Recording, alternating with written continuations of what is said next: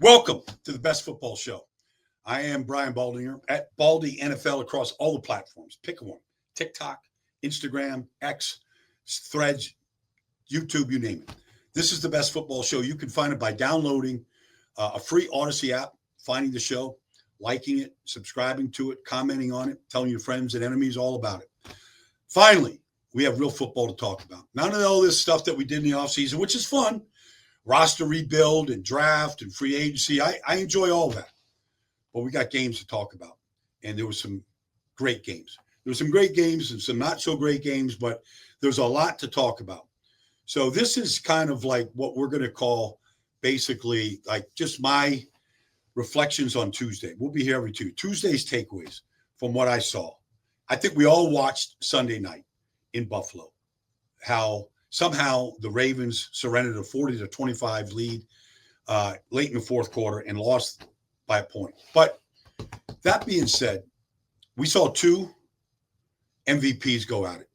And I've been analyzing and commenting on games since I started this industry at Fox in 1996. And I do a game every single Sunday. I was in Washington on Sunday, Giants in Washington. I was in Philly on Thursday for Dallas, Philly, doing national radio. And this is so simple. When you get great quarterback play, this is the best game ever invented. Pro football beats anything that's ever been where there's ever been a competition. And so we got that. We got that with Lamar and Josh Allen. And honestly, these games, and you go across the board here. I've watched so far 11 of the 16 games that have been played so far. Honestly, these games come down to a turnover. Like you think about, Baltimore is in complete control of the game, and Derrick Henry gets the ball knocked out of his hands by Ed Oliver, and it changed the whole game. That's all they needed was an extra at bat. Buffalo went down, scored right away, right back in the game. But that being said, the thing about Josh Allen, and there was a strong debate last year whether Josh Allen was truly the MVP of the league, or did Lamar not take away his third MVP? Because Lamar threw 41 touchdowns, 4 interceptions, and ran for 975 yards, and they were a great team. And maybe they're like, let's spread the love. We'll give Josh one. They didn't give it to Josh. He had a great year too. But Josh Allen plays this game absolutely fearless.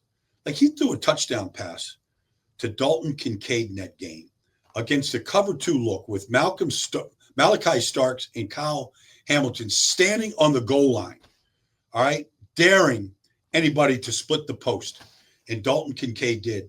I don't know how many quarterbacks would have made the throw. Maybe Mahomes makes it. Maybe Lamar does. I don't know. But not many would make that throw to Kincaid against those two safeties. Like, first of all, if the ball is a little bit off, it's either getting intercepted or deflected. So that deters most of the quarterbacks in this league from making a throw. He made that throw. He made it again to a third-team tight end late in the game that got him down against Nate Wiggins. They got him down to the 1-yard line. But you saw a couple things in the game. Baltimore's offense is basically indefensible. Now, the 3-and-out at the end of the game was horrible. I'll give you that. But they had 40 points up on the board. Like they are legitimate a 40-point offense. And I just went back and watched it, just how Baltimore attacked Buffalo. Like if they played their 2 safeties back for Buffalo, here comes Derrick Henry and he's ripping you, right? If they walk their safety up to build a box where one man is going to be unblocked, they threw it to Zay Flowers or to Mark Andrews. If they played some sort of in-between coverage, here comes pre-snap motion, misdirection, there goes Lamar for a 10-yard touchdown run. Like it literally is indefensible. They have all the pieces to be the best offense in football, all of them. Receivers, offensive line is good enough. Derrick Henry, you look at Justice Hill, Lamar, like the whole group. And they play without Isaiah Likely, who's a legit threat himself. But they're almost indefensible at this point. And you have to like beat them in a shootout. And in order to get into that shootout, your quarterback has to play fearless the way Josh Allen did. And just go, okay, I'm letting it rip. And I'm not thinking about the consequences. If Keon Coleman's covering the end zone, I'm going to trust him to play low post basketball. I'll get it to Keon Coleman. And the Buffalo offensive line played great. It's the same five guys that were there a year ago, and they have a great scheme. Deion Dawkins is a great player, but I mean, honestly, Spencer Brown, David Edwards, like it's Osiris, like it's a great offensive line. So that game came down to one turnover. Derrick Henry putting the ball on the ground. All right, let's go to last night's game. Okay, the Minnesota Vikings, who won 14 games last year, obviously had the quarterback change to J.J. McCarthy. Caleb Williams united with Ben Johnson, a rebuilt offensive line, etc. J.J. McCarthy in the fourth quarter was sensational. Whatever he did in the first three quarters where they had 2 field goals up on the board, doesn't matter. The first touchdown throw was to Justin Jefferson, and he ripped it. It was great blitz pickup by Jordan Mason, the running back. The Bears played a coverage where it's a zone drop, and Justin Jefferson ran kind of a streak and a dig route right along the front of the end zone line. And I'm telling you, J.J. McCarthy stepped up and he fired a fastball on the outside of the plate, low and away from the defender. And Justin Jefferson went down to catch it. That was the first touchdown. The second touchdown was a go route against the Tampa 2 coverage by Aaron Jones. Aaron Jones is a great receiver. He's a great football player. But it's a great shot. He got lined up against Sewell. He beat Sewell down the field, and J.J. saw it, had good protection, let it fly. Second touchdown. And then the third touchdown was classic case of Kevin O'Connell putting a bunch of cheese out there on the field and seeing if the Bears would go chase it, and they did. He put a trip set all the way to the left side. They had Adam Thielen coming in motion. All they want you to do is take your eyes off the prize. It's 3rd and 1. And they had all that cheese over there, and the Bears kind of took their coverage that way. There's Justin Jefferson and Adam Thielen in motion, all that stuff. And they ran a read option. Jordan Mason and J.J. McCarthy took it out the back door and ran in for the touchdown. It was a phenomenal fourth quarter by basically a kid making his first NFL start, basically a rookie. And you go, the thing about Minnesota is they are a great team around the quarterback position. All JJ had to do is do what he did. Hang in there, make a play here, make a play there. Don't turn it over. Not play with your head in the sand. He made some good throws in the game, but they weren't going up and down the field. They were patient. Nobody was panicking. They hung in there. 17-6, a pick 6 by J.J. McCarthy. 17 points. Didn't panic. Got the ball back. Fourth quarter, they took over. And they're a great team. What Brian Flores does with his personnel, and by the way, go study your chart for the Vikings and who's on the field. Because I'm telling you right now, you don't know everybody on that defense. Yeah, Javon Hargrave, Jonathan Allen showed up. Yeah, Andrew Van Ginkel. Okay, Jonathan Grenard. Yeah, okay. Josh Metellus and Ivan Pace Jr. Okay. There's a lot of new guys on that defense that you better pay attention to, the way Flores moves them around. They make life difficult for Caleb. Now, let's get to Caleb and Ben Johnson, because obviously the opening drive right down the field, but even the opening drive, it's a lot of run around, a lot of Caleb just being Caleb. Here's what I saw. I'm telling you, for 75% of the passes last night, design passes, Caleb Williams made his drop, 3-step, 5-step drop, hit his back foot, hitched, and was ready to throw, and guys weren't ready to be open yet. Guys weren't looking for the ball. Guys weren't finished the routes. The timing between Caleb's drops and the receiver's routes is completely off. Now, is that Caleb speeding things up and going too fast? Maybe. Is the routes too deep for the drops that are called? But it was a problem all night. The other problem was this offensive line that everybody talked about in the offseason. Joe Tooney and, Jonah Jackson and all the guys that they added. They were terrible. They were terrible last night. I mean, as a group, they were bad. And that's going to be a problem because if Caleb doesn't trust his protection, he's not going to stay in there and make throws from the pocket the way the offense is designed to do. And so it's something that has to get cleaned up. Let's get to the New York Giants, who were dreadful against the Washington Commanders. I was there on Sunday. It was even worse when I went back and studied the game than it was when I announced the game. And it was bad when I announced it. I mean, for the third year in a row, in their opening game of the season, the Giants couldn't score a touchdown. And they had first and goal at the 1. First and goal at the 1, they called a play with 4 tight ends on the field. If you count Marcus Bowe, the rookie tackle, playing tight end. They had 4 tight ends, no receivers, no Malik Neighbors. First and goal at the 1, and they ran a trick play. They ran a bootleg with a play designed for Marcus Bowe to get open. Now, this is a rookie in his first NFL game, and they're calling a play for him. And Washington saw the whole thing. They didn't let him off the line of scrimmage, and Russell had nowhere to go with the ball. He had to throw it out the back of the end zone. They kicked a field goal there. It was dreadful. But Russell's a problem. But look, nobody was good in the Giants. They gave up 220 yards rushing. This is supposed to be a vaunted defense. You have 220 yards rushing. A kid, Bill Krosky-Merritt ran for 80-something yards and a touchdown. Like, this kid was a 7th-round pick. He didn't even play in college football last year. Like, they made him look like a star. But here's the deal. I talked to Jackson Dart on the field before the game. I'm just telling you, sometimes you just see kids and you meet kids and you're like, he's going to be a player. Jackson Dart is going to be a player. There's not a doubt in my mind that he's going to be a good player.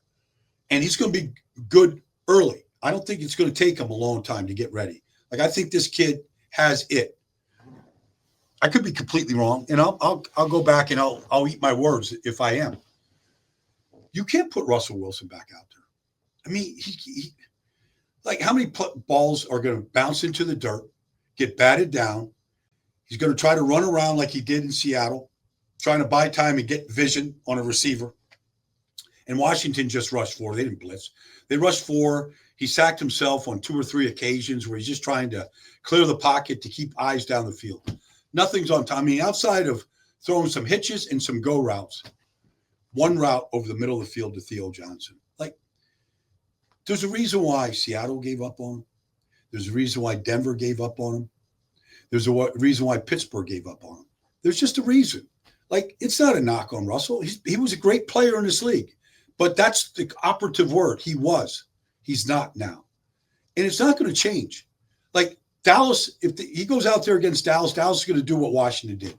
Like, they don't have great pass rushers in Dallas. They don't have them in Washington. But you just have to just collapse the pocket. Like, he's going to feel the collapse and he's going to start to move. And when he moves, he takes his eyes down the field, and he's going to run into somebody. He's going to throw an errant ball. If you get great quarterback play in this business, like Jaden Daniels on the other side, that makes everybody else better. It makes your offensive line better. It makes your defense better. It makes the secretaries during the week better. It just does. Like, Jackson Dart, like, he's not going to have fear of making throws. Like, he just doesn't. You go in the SEC and you go into Baton Rouge, you go to Tuscaloosa, you go into Columbia, South Carolina, and you go play. The atmosphere isn't going to be any worse anywhere in this league. Like, he had 40 games in the SEC to get ready for the NFL. Why is it that Bo Nix was ready? Why is it that Jaden Daniels was ready? Well, these kids are ready. That you got to put them out there. Anyways, let's get to San Francisco. That San Francisco-Seattle game was an amazing game. I mean, obviously, Brock Purdy to Jake Tongas, for the game winner on 3rd and 5. If they don't make the play right there, they're kicking a field goal. It's going to go to overtime. And he's out there, Tongas out there because George Kittle pulled a hamstring. But Brock Purdy, in order to get down there, made a throw to Ricky Pearsall for 53 yards on a double move against Tariq Woolen. And it was a dime. Like, first of all, Tariq Woolen is 6'4", and he can run. He runs in the 4.2s. But he got the ball over his head, double move by Pearsall, good shoulder fake to get Reek just to kind of stutter his feet, and Pearsall went by him. 53 yards, it was a play.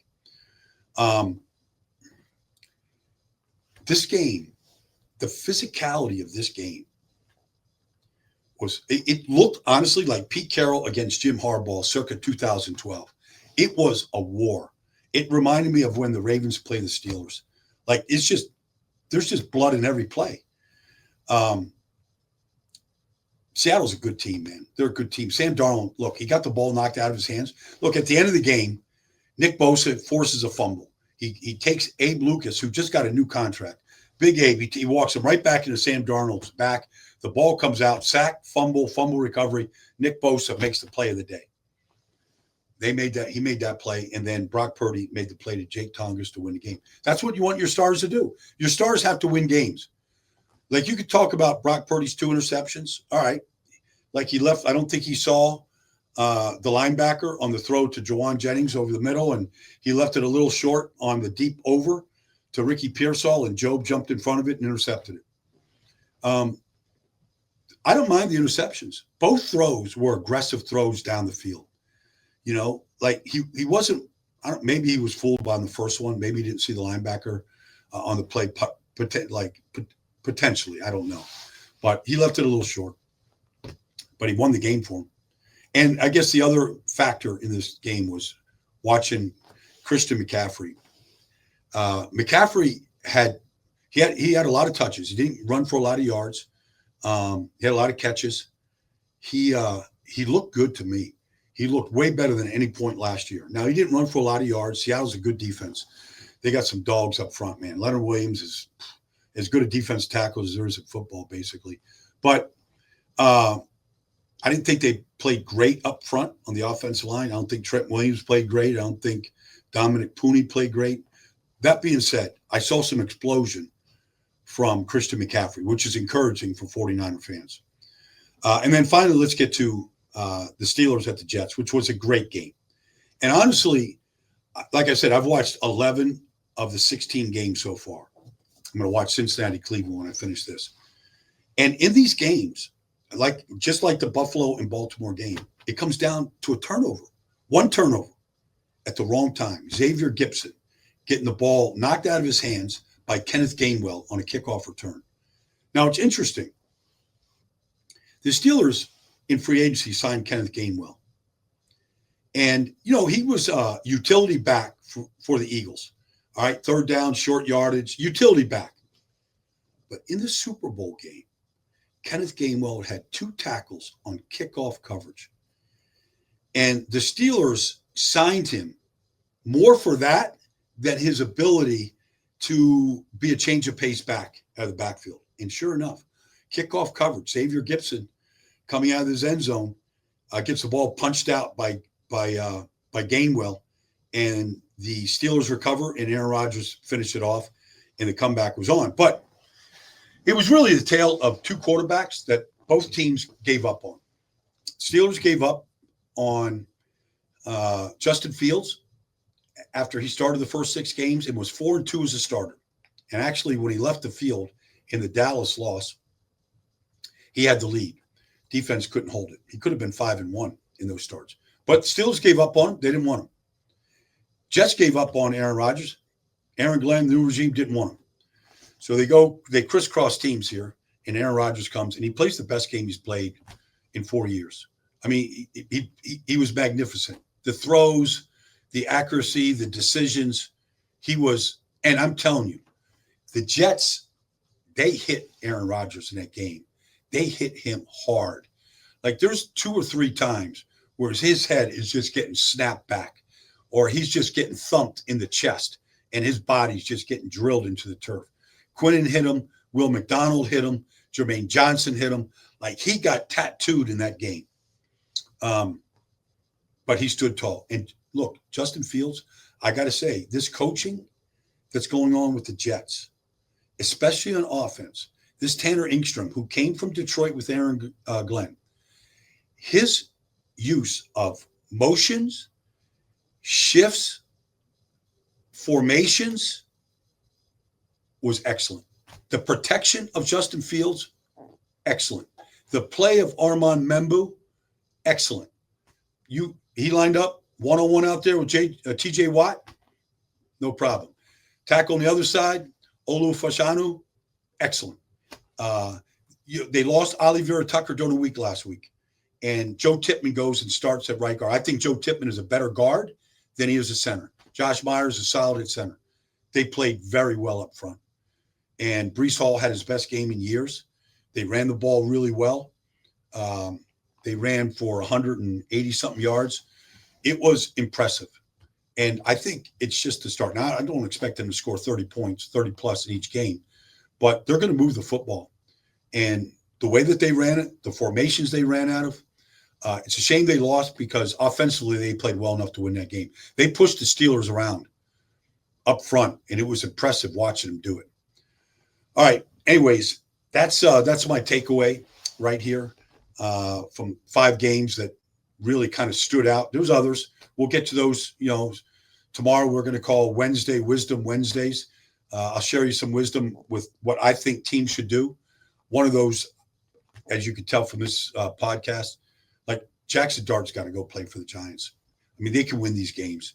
You need better quarterback play, and I don't know if it's going to change with Russell at his stage of his career right now. But anyways, I want to thank you for joining me here. Look forward to seeing you every Tuesday, Wednesday, and Thursday this football season. I'm Brian Baldinger. This is the Best Football Show, and thank you for joining me on Tuesday's Takeaways.